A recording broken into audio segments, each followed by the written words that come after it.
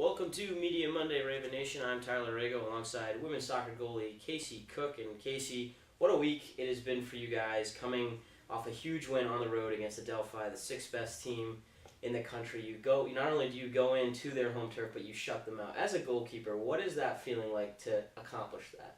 It was pretty huge. Just getting a shutout against a team that hasn't even been shut out once in the conference so far was a big deal.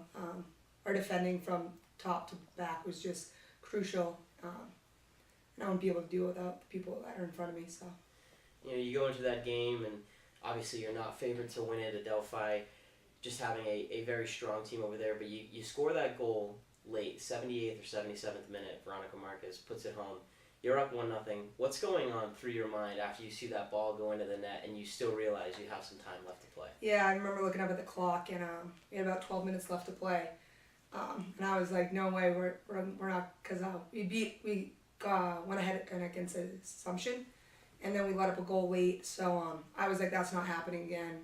I was like, I'll do whatever I can, whatever possible, to make sure that we get the shutout and we get the win. So I was just full of confidence after that goal went in that we're gonna maintain it. And you're in your senior season now. You've got 2 games left on your regular season already, trying to make a push for the playoffs here. You're well on your way, but you've got 2 opponents now who are on the bottom of the standings in the NA10, St. Mike's and Southern Connecticut. How do you go into those games after coming off such a high against a big-time opponent like Adelphi? Well, every game in the NA10, it's going to be a fight.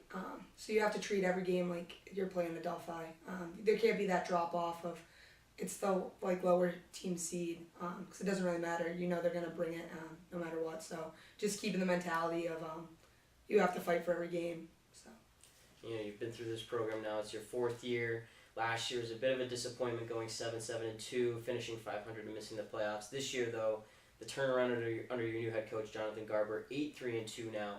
What has that transition been like for you and the other players on your team? It's definitely been quite the adjustment, coming from what we were used to and the new program, a lot of new players. But it's been exciting. We're just excited to attack and progress. So I think we've started to mesh well together and find a solid identity. You mentioned those newer players coming in, Marta and Bruna, especially on the defensive side of the ball. As a goalkeeper, obviously, communication is key, especially with your back line. How has the chemistry been between you and your defensive players and the newer players coming into this season? So it's definitely been hard adjusting, but I think it's been worth it. Of course, the whole back line's pretty much new to each other and to working with me.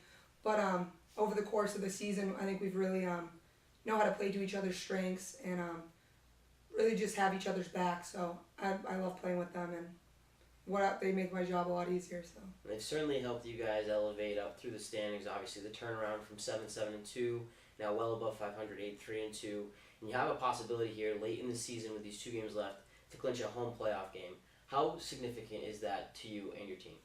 So we just look at it one game at a time. I'm trying not to look that far down the road, but it would be so exciting if we could clinch a home playoff game, because the only time we made the tournament when I was here was my freshman year.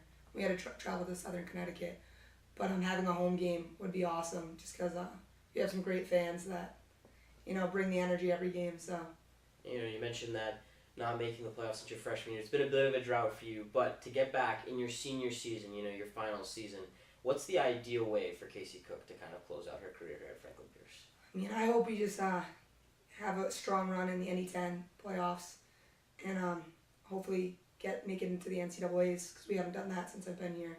So just keep pushing forward each game, and the NCAAs that'd be awesome, but one step at a time. One step at a time. So Casey, we'll wrap things up here. Just one fun fact, skill, talent that people would know about you.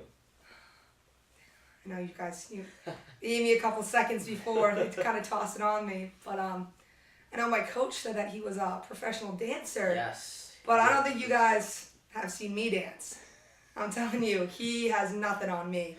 So I would say that I know I'm the best dancer on the team. All right. That's what I would say. We'll have to bring both Coach Garber and you together yeah. for a little bit of a dance-off, perhaps, before the season ends.